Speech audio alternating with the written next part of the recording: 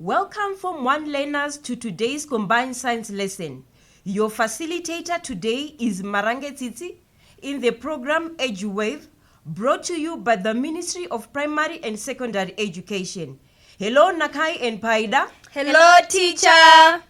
Nakai and Paida, greet your fellow learners at home. Hello everyone. I am aware that my learners have different learning abilities. If your Form 1 child has partial hearing, make sure they sit closer to the radio receiver. For those with special needs, please assist them so that they benefit from the lesson. Learners, today's Combined Science lesson is on laboratory safety and apparatus. In this lesson, we will explore the importance of laboratory rules and safety, the hazards and risks posed to both people and the environment, and strategies to reduce these risks. I can't wait to start this lesson. Me too. Okay, Nakai and Paida. Before we get into the world of apparatus and experiments, it is important to understand the importance of laboratory safety rules. Nakai, Paida, and learners at home, remember that safety should always be your top priority in the laboratory. I want to tell you a story first. Learners at home, please also pay attention. Once upon a time, in a small town, there lived a girl named Munashe. She was curious and adventurous, always seeking new experiences. One day, Munashe was transferred to a different school, leaving behind her dear friend Nakai. In her new school, Munashe's thirst for knowledge led her to the science laboratory. Eager to learn and explore, she entered the lab and noticed a Bunsen burner left unattended. Curiosity got the better of her, and she decided to conduct an experiment that had been set up in her absence. No one knew that there was a fault in the Bunsen burner. As she ignited it, a sudden burst of flames erupted, destroying the laboratory in a dangerous fire. Panicking, Munashe tried to flee, but the floor had water and was slippery, causing her to lose her balance and fall. Munashe was severely burnt in the accident. The laboratory fire caused significant pollution and danger and damaged the property.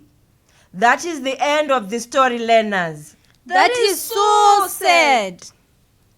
Nakai and Paida, what have you learned from the story? Nakai. It served as a painful reminder of the importance of safety laboratory rules. Yes, it is painful, Nakai. It is very important to know the importance of laboratory safety, the hazards and risks posed to both people and the environment, and strategies to reduce these risks. So, let's all say safety first. Safety first. I do not like any injury on my body. Me too. So, Paida, it is best to understand and follow the safety rules. Nakai and Paida, do you know laboratory safety rules? Yes, ma'am, I do. Learners should always wear appropriate clothing, including lab coats, safety goggles, and gloves. There should be no eating, drinking, and running in the laboratory, and all experiments should be done with the teacher's supervision. Yes, that is true. Lab coats, safety goggles, and gloves are all called PPE, personal protective equipment. These protect us from hazardous substances and prevent any direct contact with our skin and eyes. Oh, I did not know the meaning of PPE. Thank you, Nakai. I once read that any chemicals used in laboratories, such as corrosive acids, bases, solvents, and reactive substances can cause severe eye and skin irritation, burns, or even permanent damage. Sure, Paida, the chemicals can be very dangerous. When handling chemicals, make sure to read labels carefully and follow instructions precisely. Paida, are you getting this? Yes, Nakai, some chemicals can be toxic, corrosive, or flammable. If they are not handled well, they can lead to harmful consequences. Always use caution and seek guidance from the teacher. My mother is a laboratory technician at her work. She is familiar with different laboratory apparatus, chemicals and their functions. She always says that improper use can result in accidents. You are correct, Nakai. It is good to seek guidance from the teacher if you are unsure about how to handle specific apparatus. Yes, we should also be aware of emergency procedures such as the location of safety showers, eye wash stations and fire extinguishers. True, Nakai, and also emergency exits. In case of an emergency, we should remain calm and follow the instructions provided by the teacher. Nakai and Paida, sure, you know laboratory rules and you have mentioned chemical hazards.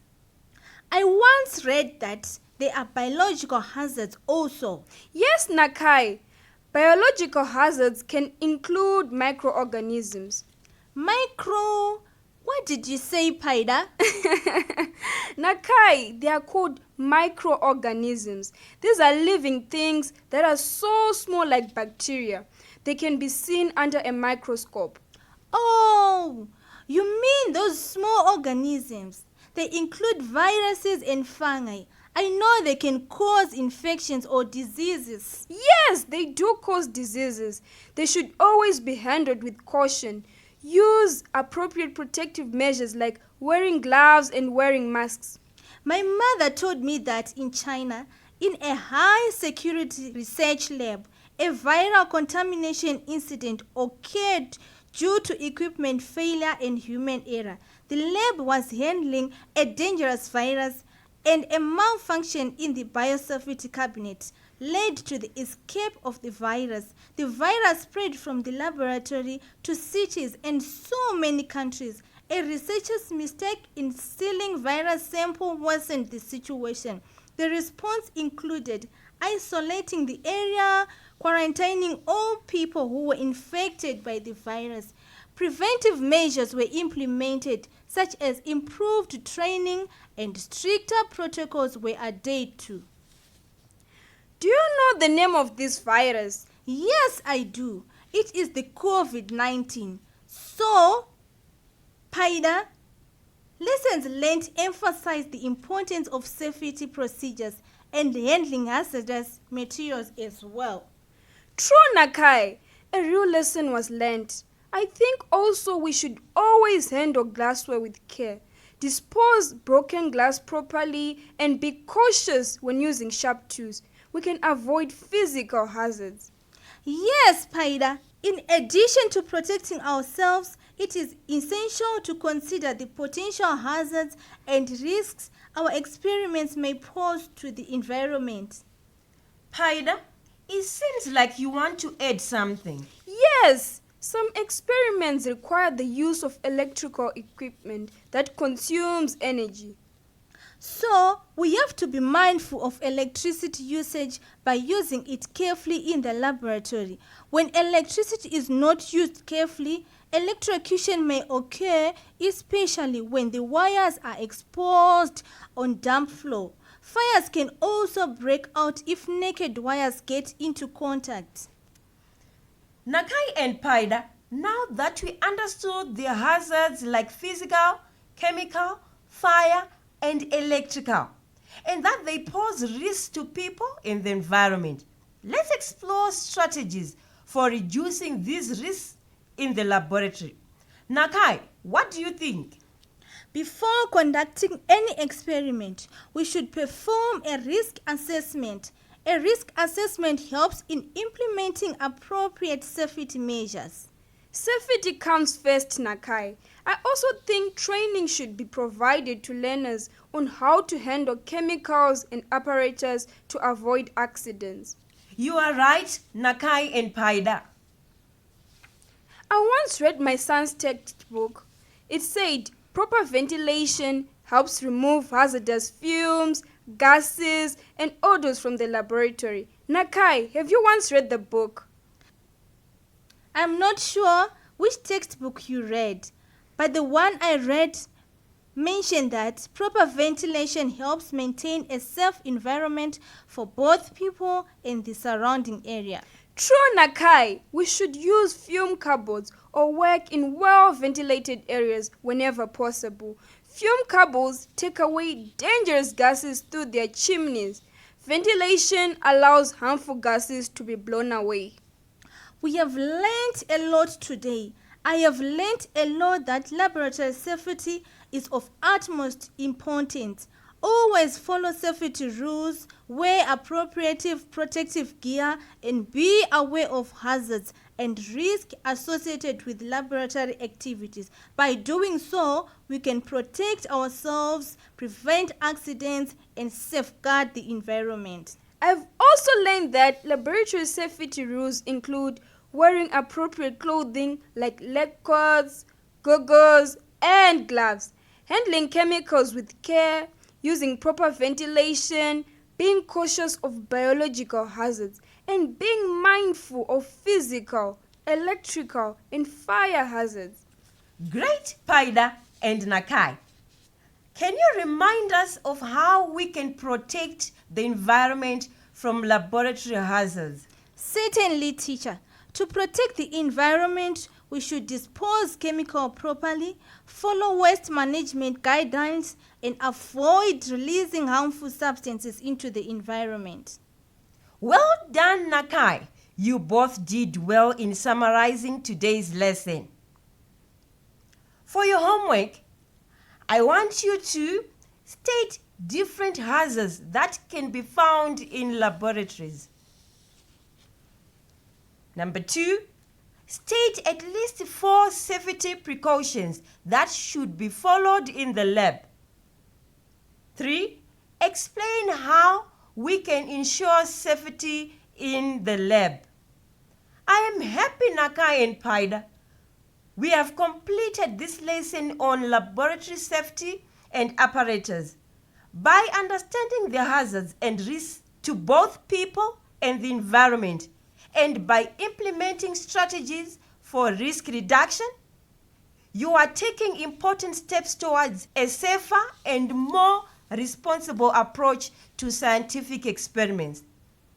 Remember to prioritize safety, follow proper procedures, and be mindful of the impact your experiments may have on the environment.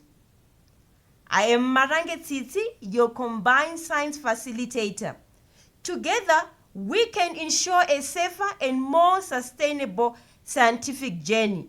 Keep exploring and learning. Bye. Bye.